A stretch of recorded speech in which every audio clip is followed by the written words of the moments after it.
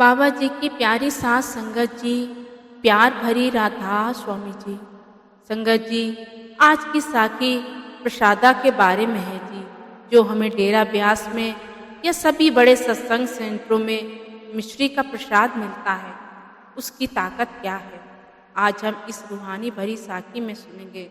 तो संगत जी, साखी शुरू करने से पहले आप जी से बेनती की जाती है कि चैनल को सब्सक्राइब करके अपना प्यार दें। साथ संगत जी, ये साखी एक सत्संगी परिवार की है, जो कि एक सच्ची घटना है जी। इस परिवार के सभी सदस्य बहुत सेवा सिमरन किया करते थे। परिवार के मुखिया और उनकी पत्नी पेशे से टीचर हुआ करते थे। इनके 2 बच्चे थे, एक बेटा जिसकी शादी हो चुकी थी और एक बेटी जो छोटी थी। बेटा और बेटी दोनों बहुत सेवा सिमरन किया करते थे। इस पूरे परिवार पर बाबा जी का अटूट विश्वास था। अब जब लड़की ने पढ़ाई पूरी कर ली तो उसके लिए वह लोग रिश्ता देखने लगे। ये चाहते थे कि अच्छा हो, कोई सत्संगी परिवार मिल जाए तो बेटी के हाथ पीले कर दे। लेकिन वो कहते हैं ना कि जोड़ियां पहले से ही बनी होती हैं। हम चाहे कितनी भी प्लानिंग कर लें, लेकिन उस कुल मालिक की प्लानिंग के आगे हमारी प्लानिंग धरी की धरी रह जाती है। तो इस तरह इन्होंने बहुत से रिश्ते देखे, लेकिन सत्संगी परिवार उन्हें ना मिला। फिर इनके एक रिश्तेदार ने इन्हें एक परिवार बताया था। वे परिवार प्रभु को मानने वाला था, यानी देवी देवताओं को मानने वाले लोग थे, और इनका लड़का पेशे से डॉक्टर था। तो इन्होंने जब रिश्ते की बात चलाई और दोनों परिवार वालों ने एक दूसरे से मिलकर रिश्ता पक्का कर दिया। अब उस लड़की को डर था कि वे लोग सत्संगी नहीं हैं, तो कहीं वे मुझे सत्संग और सेवा पर जाने से मना ना कर दे। और फिर लड़की ने बड़े विश्वास और प्रेम के साथ बाबा जी के आगे अरदास की कि बाबा जी, भले ही ये लोग सत्संगी नहीं हैं, लेकिन आप उन्हें अपनी ओर जरूर लगा देना, जिससे कि वे मुझे सेवा और सिमरन पर जाने से ना रोकें। कुछ दिनों के बाद शादी हो गई और लड़की ससुराल आ गई। अब इस बेटी ने अपने कमरे में बाबा जी की एक बड़ी फोटो लगा दी। जब अगले दिन लड़की की सास ने बाबा जी की तस्वीर देखी तो उसने लड़की को सख्त हिदायत दी और कहा कि हमारे घर में इंसानों की पूजा नहीं होती। हमारे घर में हमने पूजा के लिए मंदिर बनवाया है, जहाँ पूरा परिवार मिलकर रोज सुबह शाम पूजा करता है। और जब हमारे रिश्तेदार आएंगे और इस सरदार की तस्वीर देखेंगे तो वे सब हमारे बारे में क्या सोचेंगे। ये कहते हुए उसने बाबा जी की फोटो को वहाँ से उतरवा दिया और लड़की से सख्त आवाज में कहा, ये तस्वीर वापस अपने मायके भेज देना, यहाँ इसकी कोई ज़रूरत नहीं। अब लड़की की नई नई शादी हुई थी, तो उसने चुपचाप अपनी सास की बात मान ली और बाबा जी की तस्वीर वापस अपने मायके भेज दी और छोटी सी फोटो अपने बेड के साथ टेबल पे रख दी और टेबल की दरार में बाबा जी की प्रसादी का पैकेट भी रख दिया। जैसा कि हम सब बाबा जी का प्रसाद के 2 दाने रोज खाते हैं, तो इस लड़की ने 2 दाने खुद और 2 दाने अपने पति को निकालकर दे दिए। लेकिन जब उसकी सास ने देखा तो उसने अपने बेटे से पूछा, ये क्या है जो तू खा रहा है? लड़के ने कहा कि पता नहीं मम्मी, शायद ये कहीं का प्रसाद है जो आपकी बहू मुझे रोज देती है और कुछ खुद भी खाती है। ये सुनकर सास को बहुत गुस्सा आया और उसने उस लड़की को बुलाया और कहा कि यह क्या तुम मेरे बेटे को टोना टुटका कर रही हो? क्या खिला रही हो? इस मिश्री में तूने क्या मिला रखा है?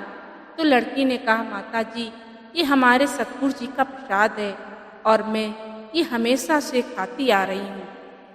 लड़की की सास ने गुस्से से कहा, तुझे ये सब खाना है तो खुद खा, पर मेरे बेटे को ना खिलाना। ये कहकर सास वहाँ से चली गई। सास के इसी बर्ताव के कारण उसके अपने पड़ोसियों से कभी नहीं बनती थी।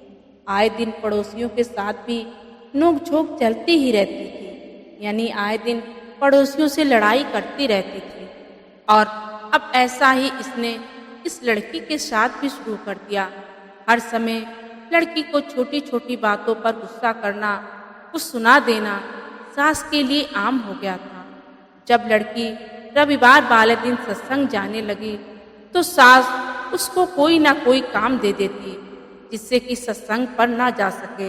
एक बार दिल्ली में बाबा जी का भंडारा था तो लड़की के माता पिता ने लड़की और दामाद दोनों को ले जाने के लिए उसकी सास से बात की तो लड़की की सास मना ना कर पाई। लेकिन जिस दिन जाना था उसके ठीक एक रात पहले लड़की की सास ने बीमारी का नाटक करने लगी जिससे कि लड़की और उसका लड़का बाबा जी के भंडारे में ना जा सके। और हुआ ही ऐसा, जब लड़के ने देखा कि उसकी माँ की तबीयत अचानक खराब हो गई है तो उसने अपनी पत्नी से कहा कि माँ को ऐसी हालत में छोड़कर हमें नहीं जाना चाहिए। तो ये सुनकर लड़की को बहुत बुरा लगा क्योंकि लड़की कहीं ना कहीं ये बात समझ रही थी ये सब उसकी सास नाटक कर रही है जानबूझकर। और जैसे ही भंडारे वाला दिन गुजरा और शाम हुई तो लड़की की सास एकदम ठीक हो गई। संगत जी, रात में लड़की जब सोने गई तो उसकी आंखों में अपने सतगुरु से न मिल पाने के लिए आंसू थे और नम आंखों के साथ उसने बाबा जी से अरदास की और कहा, हे मेरे सच्चे पातशाह, कुछ भी करके या तो तुम इन लोगों को अपनी ओर लगा लो या फिर मुझे अपने पास बुला लो। ऐसे तो मैं जी नहीं पाऊंगी। जब कोई सतगुरु का प्यारा सतगुरु से अरदास करता है तो सतगुरु उसके वचनों को हर हाल में जरूर पूरा करते हैं। कुछ दिनों के बाद उसके पड़ोस में रहने वाले परिवार ने लड़की की सास पर काला जादू करवा दिया और अब लड़की की सास जब भी रात को सोती तो उसे अजीब अजीब आवाजें सुनाई देने लगी और वे डर जाती। ऐसा अब रोज होने लगा और इस कारण लड़की की सास को नींद आना बहुत कम हो गया।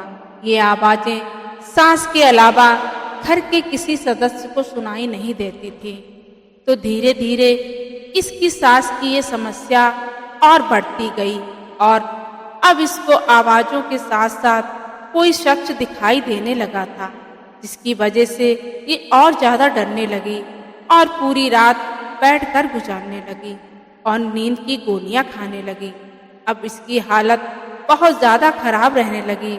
कई बड़े डॉक्टरों को दिखाया लेकिन किसी को कुछ समझ नहीं आ रहा था कि आखिर बीमारी क्या है।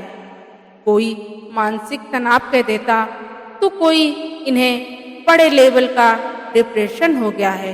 ये सब देखकर लड़की का पति बहुत घबराने लगा और उसे अपनी माँ की चिंता सताने लगी। जब घर के इतने बुरे हालात हो गए तो लड़की एक दिन डरते हुए अपने पति और सास से कहती है कि अगर मैं आपको कुछ बोलूं तो क्या कुछ दिनों के लिए वे काम आप कर सकते हो। तब सास ने कहा, जब सारे संसार के डॉक्टर ठीक ना कर पाए तो क्या करेगी। लड़की ने कहा कि मुझे पूरा विश्वास है अगर आप मेरी बात मान लेती हो और कुछ दिन आप मेरे कहे अनुसार चलोगी तो। सास कहने लगी, ठीक है।